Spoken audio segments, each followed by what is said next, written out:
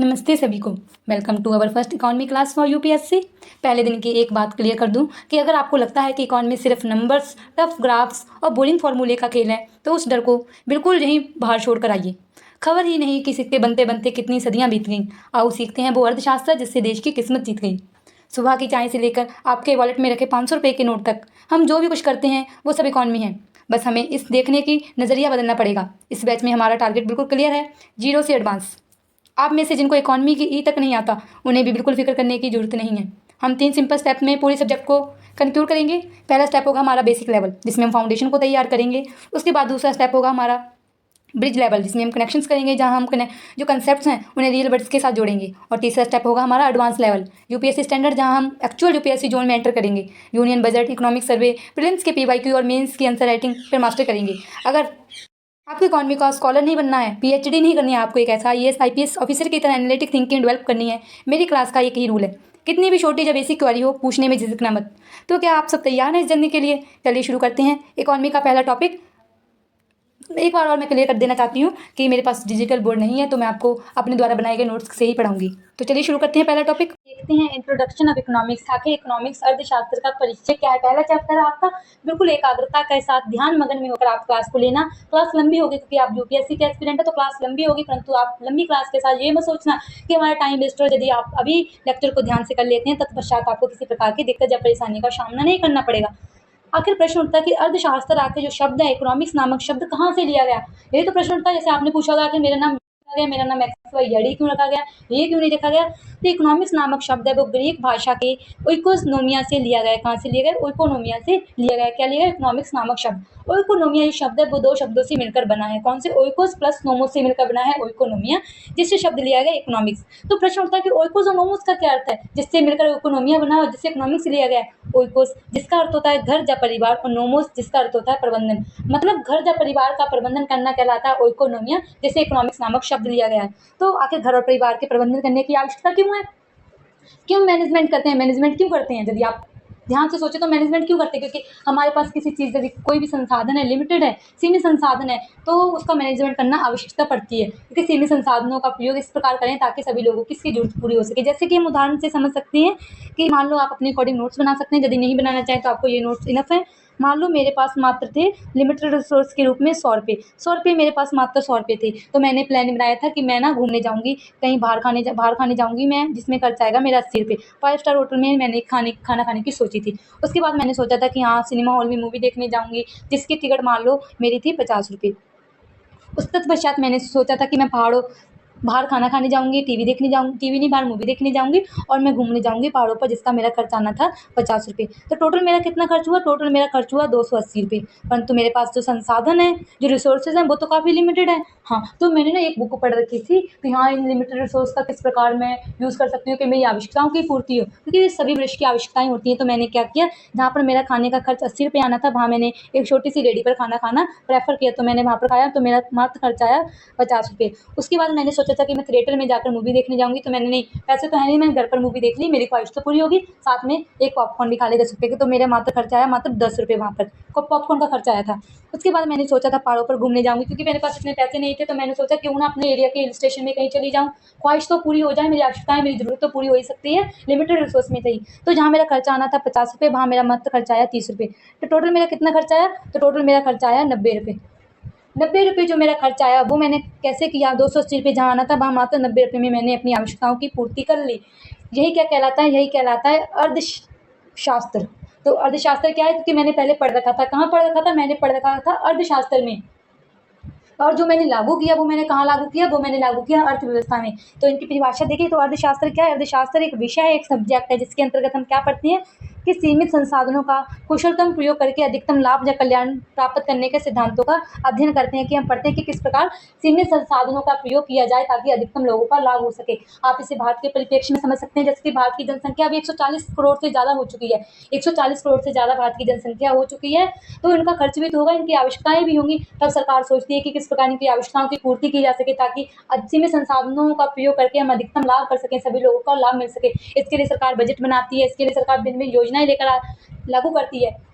तो वही कहलाता है अर्थशास्त्र। जब हम पढ़ते हैं तो अर्थशास्त्र, परंतु जब हम व्यवहारिक जीवन में लागू करते हैं, जैसे कि मैंने लागू किया कि मैंने कहीं बाहर घूमने जाना था तो मैं अपने एरिया के हिल स्टेशन में चली गई। तो मैंने व्यवहारिक जीवन, जो मैंने अर्थशास्त्र के नियम थे, जहाँ मैंने पढ़ रखा था कि सीमित संसाधनों का इस प्रकार हम उपयोग कर सकते हैं, जब मैंने उसे व्यवहारिक जीवन में लागू किया तो वह कहलाता है अर्थव्यवस्था। तो आपके सिलेबस में, जैसे कि सिलेबस ही है इंडियन इकोनॉमी, इंडियन का मतलब होता है भारतीय, इकोनॉमी का मतलब होता है अर्थव्यवस्था।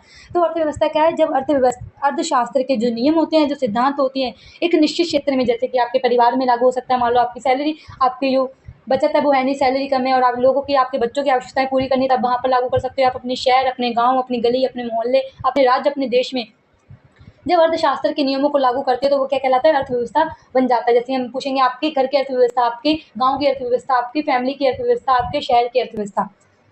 जब हम अर्थशास्त्र के नियमों या सिद्धांतों को व्यावहारिक रूप में लागू करते हैं, एक निश्चित क्षेत्र में लागू करते हैं, जब उसे प्रैक्टिकल लेकर आते हैं तो वो कहलाता है, तो वो अर्थव्यवस्था कहलाता है। जैसे कि आपके स्कूल की रूल बुक में कुछ रूल्स लिखे हैं कि सैटरडे को आपको व्हाइट ड्रेस में ही आना है, तो रूल्स तो मैंने पढ़ लिए, परंतु जिस जिस दिन सैटरडे होगा मैं व्हाइट ड्रेस पहनकर जाऊंगी स्कूल में, तो वो क्या कहलाएगा? वो कहलाएगा अर्थव्यवस्था। होप आप इन दो शब्दों के बीच अंतर समझ चुके होंगे कि अर्थशास्त्र और अर्थव्यवस्था में क्या अंतर है। आपके सिलेबस में अर्थव्यवस्था है, इंडियन इकोनॉमी आपको पढ़नी है।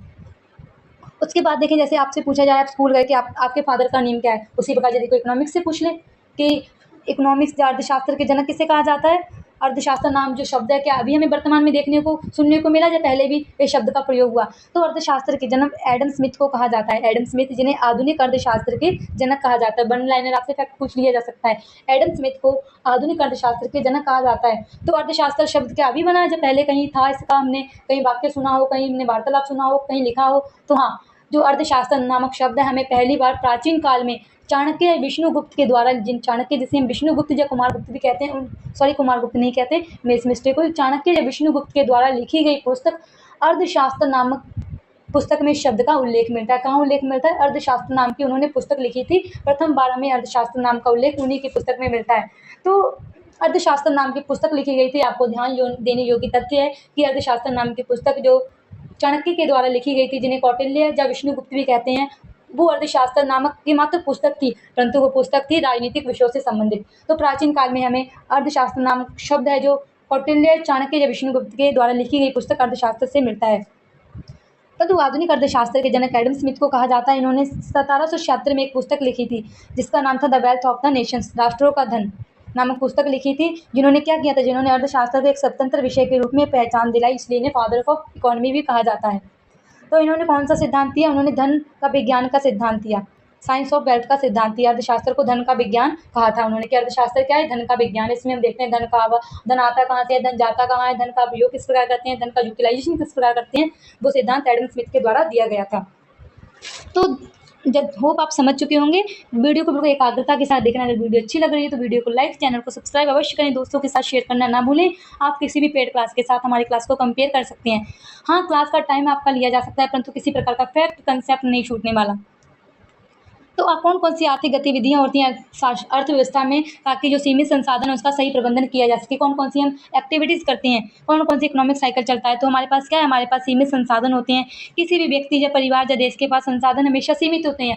जैसे कि आप अभी अंबानी से पूछ लो कि आपके पास पैसे ज़्यादा हैं, तो बोलेंगे नहीं, हमारे पास जो पैसे हैं वो लिमिटेड है, क्योंकि जो व्यक्ति है उसमें इच्छाएँ उपस्थित रहती हैं, इच्छाओं का प्रबल रहता है, उसकी आवश्यकताएँ कभी समाप्त नहीं होती। तो व्यक्ति या परिवार या देश के पास संसाधन हमेशा ही सीमित होते हैं। उत्पादकता क्या होती है? सीमित संसाधनों का प्रयोग, सही प्रयोग, अधिक से अधिक उत्पादन करना। प्रोडक्टिविटी किसे कहेंगे? प्रोडक्टिविटी शब्द है, शब्दावलियाँ हैं, उसका अर्थ होता है कि जो हमारे पास सीमित संसाधन है उनका सही प्रयोग किया जा सके, ताकि अधिकतम लोगों को लाभ मिल सके, उसकी प्रोडक्टिविटी को बढ़ाया जा सके। इसमें बचत और निवेश का साइकिल इसमें कार्य करता है। जैसे कि आय में जब आपकी इनकम होती है, इनकम में से जब आप उत्पादन कार्यों में लगाया जाता है, इनकम में से कुछ पैसे बचा लेते हो और उस पैसे को बचाकर कहीं निवेश कर देते हो, कहीं आप बिजनेस खोल लेते हो, तो वो क्या कहलाता है? तब वो कहलाता है बचत और निवेश। निवेश करना जरूरी नहीं है जो आपने बचत की हो वो उसका निवेश ही किया जा सके, कभी आप इसको वो खर्चे में खर्च कर सकते हो। परंतु यदि आप किसी कंपनी में लगाते हो, कोई कंपनी खोलते हो, कोई स्टार्टअप खोलते हो, कोई छोटा सा बिजनेस खोलते हो, ताकि आपको उस पैसे से और पैसा कमाया जा सके, वो कहलाता है निवेश। उसके बाद विकास क्या आता है? निवेश से जो उत्पादन और रोजगार बढ़ता है। यदि आपने मान लो निवेश किया, आपने निवेश किया कि एक छोटी सी फैक्ट्री लगा दी, जहाँ पर क्या बनता है? यहाँ पर चिप्स बनते हैं। तो वहाँ जहाँ पर चिप्स बनते हैं वहाँ पर उत्पादन भी होगा निवेश से, और चिप्स बनाने के लिए कुछ व्यक्ति भी कार्य करेंगे। तो निवेश से क्या होता है? निवेश से उत्पादन और रोजगार बढ़ता है, जिससे क्या होता है? देश का आर्थिक विकास होता है। आर्थिक क्रियाएं, जो इकोनॉमिक साइकिल है वो इस प्रकार चलता रहता है, ताकि संसाधनों का सही प्रबंधन किया जा सके। जो चरण होते हैं कौन कौन से? सीमित संसाधन से उत्पादकता बढ़ाई जाए, उत्पादकता के बाद उसमें जो बचत होती है उसका निवेश किया जाए, निवेश के बाद क्या होता है, हमारे देश का आर्थिक विकास होता है। तो अर्थव्यवस्था में कौन-कौन सी क्रियाएँ संपादित की जाती हैं? अर्थव्यवस्था में कौन-कौन सी क्रियाएँ होती हैं? अर्थव्यवस्था में होता है उत्पादन, वितरण और उपभोग। मतलब जो मैंने कहा था कि अर्थव्यवस्था में, अर्थशास्त्र में हम कुछ सिद्धांत पढ़ते हैं, कुछ नियम पढ़ते हैं। किस-किस बारे में सिद्धांत पढ़ते हैं? सिद्धांत पढ़ते हैं उत्पादन के बारे में, हम सिद्धांत पढ़ते हैं वितरण के बारे में, हम सिद्धांत पढ़ते हैं उपभोग के बारे में। यदि मैं ऐसे भारी भरकम शब्द आपको प्रथम बार बता देती तो शायद आप असहज महसूस कर सकते थे। तो अर्थशास्त्र में हम किसके सिद्धांत पढ़ते हैं? अर्थशास्त्र में हम उत्पादन, वितरण, उपभोग के सिद्धांत पढ़ते हैं। आखिर उत्पादन क्या होता है? किसी चीज़ का प्रोडक्शन करना, मतलब उत्पादन किसका हो सकता है? वस्तुओं और सेवाओं का निर्माण करना। उत्पादन के बाद उस उत्पादित की गई वस्तुओं या सेवाओं को बाज़ार तक या उपभोक्ता तक पहुँचाना, और उपभोक्ता क्या करता है, बाद में अपनी आवश्यकताओं की पूर्ति के लिए वस्तुओं या सेवाओं का उपभोग करता है। जैसे कि मान लो मेरा मन हुआ कि मुझे एक बिस्किट खाना है, बिस्किट का क्या हुआ होगा? बिस्किट का पहले उत्पादन हुआ होगा, उत्पादन के बाद बिस्किट मेरे पास पहुँचा कंपनी में, मेरे पास पहुँचा, जब बाज़ार में पहुँचा, मैंने वहाँ से परचेज़ किया और उसका उपभोग कर लिया। इस प्रकार की आर्थिक क्रियाओं का अध्ययन हम अर्थशास्त्र के अंतर्गत करते हैं। जैसे कि मान लो किसान खेत में कपास का उत्पादन करता है। कपास से क्या बनता है? कपास से बनता है कपड़ा, और कपड़े को व्यक्ति पहन सकता है। ऐसा नहीं है कि आप कपास पहनकर क्या करो, कपास पहनकर ही बोलो हाँ झिन-झिन नाचो कि हाँ मैंने कपड़ा पहन लिया। कपास से कपड़ा बनता है, तत्पश्चात आप उसका उपभोग करते हो। उत्पादन क्यों किया जाता है? प्रश्न है मेरा आपसे, आखिर उत्पादन किया क्यों जाता है? उत्पादन करने की हमें आवश्यकता क्यों है? उत्पादन इसलिए किया जाता है क्योंकि हमें किसी चीज़ की ज़रूरत होती है। तो हम लिख सकते हैं कि उपयोगिता का सृजन ही क्या कहलाता है? उपयोगिता जब किसी चीज़ की होती है तब उत्पादन होता है। जैसे कि मान लो आखिर लकड़ी पर बैठकर आप पढ़ नहीं सकते थे, इसलिए लकड़ी से मेज़ बनाई गई, लकड़ी से टेबल बनाया गया, क्योंकि आपको इसकी उपयोगिता थी। तो उत्पादन क्यों किया जाता है? उत्पादन इसलिए किया जाता है क्योंकि उपयोगिता का सृजन हुआ है। किसी व्यक्ति को इसकी ज़रूरत थी और ज़रूरत के अकॉर्डिंग उस चीज़ का उत्पादन किया गया। क्यों ना आप मेज़ पर बैठ के, क्यों ना आप डायरेक्ट पेड़ पर बैठकर पढ़ सकते थे? नहीं, हमारे लिए असहज था, इसलिए हमें ज़रूरत थी, ज़रूरत के बाद उस लकड़ी को काटा गया और मेज़ या कुर्सी बना दी गई। आखिर उत्पादन वस्तुओं और सेवाओं का किया जाता है। वस्तु तो हम जानते हैं कि मान लो उत्पादन में वस्तु बना दी। वस्तु क्या होती है? वस्तु एक भौतिक उत्पाद होता है जिसे हम छू सकते हैं। आपको पेन की ज़रूरत थी तो पेन बना दिया, कार की ज़रूरत थी तो कार बना दिया।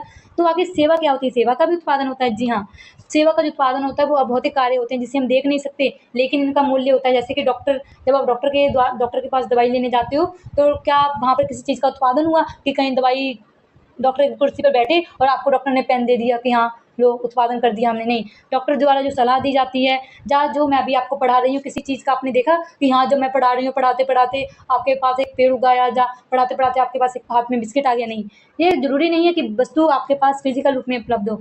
यह भौतिक होती है, दिखाई नहीं देती, परंतु इसका मूल्य होता है। जैसे कि बैंकिंग सेवाएं हो गई आपकी, शिक्षण, जो डॉक्टर की सलाह हो गई, परिवहन हो गई, ये भी क्या करते हैं? उत्पादन करते हैं। तो उत्पादन कितने प्रकार का होता है? उत्पादन 2 प्रकार का होता है, भौतिक उत्पादन और अभौतिक उत्पादन। भौतिक उत्पादन जिन्हें हम देख सकते हैं, छू सकते हैं, उदाहरण के लिए पेन और कागज़। और भौतिक उत्पादन जिन्हें हम छू नहीं सकते, लेकिन इनका मूल्य होता है। जैसे कि डॉक्टर के द्वारा सलाह दी जाती है, किसी वस्तु का उत्पादन नहीं हुआ परंतु उसका मूल्य था, आपने 200 रुपये फीस देकर डॉक्टर ने आपको सलाह दी होगी, आपको सर्विस दी होगी। तो हमारे पास क्या कंक्लूड निकल कर आया? हमारे पास आया कि व्यक्ति से लेकर देश तक अपनी असीमित आवश्यकताओं को सीमित संसाधनों को पूर्ति करने की कला ही क्या है? अर्थशास्त्र है। कि व्यक्ति से लेकर देश तक अपनी असीमित आवश्यकताएं, व्यक्ति की जो आवश्यकताएं कभी समाप्त नहीं होती, तो अपनी असीमित आवश्यकताओं को सीमित संसाधनों को पूरा करने की जो कला है वो अर्थशास्त्र है। इसे हम पढ़ चुके हैं। तो मोटा मोटा आपको लिखा है कि अर्थशास्त्र का मूल अर्थ क्या होता है? अर्थ मतलब धन और शास्त्र मतलब अध्ययन, धन से संबंधित जो विज्ञान है। अर्थशास्त्र एक सामाजिक विज्ञान है, वह क्षेत्र है जो समाज में संसाधनों के सही इस्तेमाल, वस्तुओं एवं सेवाओं के उत्पादन, वितरण और उपभोग की प्रक्रियाओं को समझाता है। इसका मुख्य उद्देश्य क्या होता है? इसका उद्देश्य होता है कि सीमित संसाधनों के जरिए मानवीय आवश्यकताओं की पूर्ति के लिए नीतियां बनाना इसका उद्देश्य होता है। जो मैंने अभी आपको पढ़ाया वही हम अभी रिकॉल कर रहे हैं। उसके बाद व्यवहारिक रूप देखें, जब अर्थशास्त्र के जो सैद्धांतिक नियमों को किसी विशेष भूगोलिक क्षेत्र में, जैसे कि आपके घर, जिला, राज्य, देश में लागू किया जाता है, तो उस क्षेत्र की जो अधोसंरचना होती है वो अर्थव्यवस्था कहलाती है। उदाहरण के लिए बात की आर्थिक नीतियाँ, अमेरिका की आर्थिक नीतियाँ, चीन की या अफगानिस्तान की आर्थिक नीतियाँ एक दूसरे से भिन्न हो सकती हैं, क्योंकि वहाँ के संसाधन, वहाँ के लोगों की आवश्यकताएं भारत के लोगों की आवश्यकताएं और संसाधन से भिन्न हो सकती हैं। तो इसलिए सभी की जो अर्थव्यवस्था का स्वरूप अलग अलग होता है। एक थे रैगनर फ्लिश। रैगनर फ्लिश ने अर्थशास्त्र को 2 भागों में बांटा था। अर्थशास्त्र को 2 भागों में बांटा था। कौन से 2 भागों में बांटा था? एक होता है व्यष्टि अर्थशास्त्र, एक होता है समष्टि अर्थशास्त्र। आपके एग्जाम के लिए समष्टि अर्थशास्त्र है, ना कि व्यष्टि अर्थशास्त्र, परंतु इन 2 शब्दों के बीच अंतर पता होना चाहिए। व्यष्टि होता है माइक्रो, मतलब छोटा।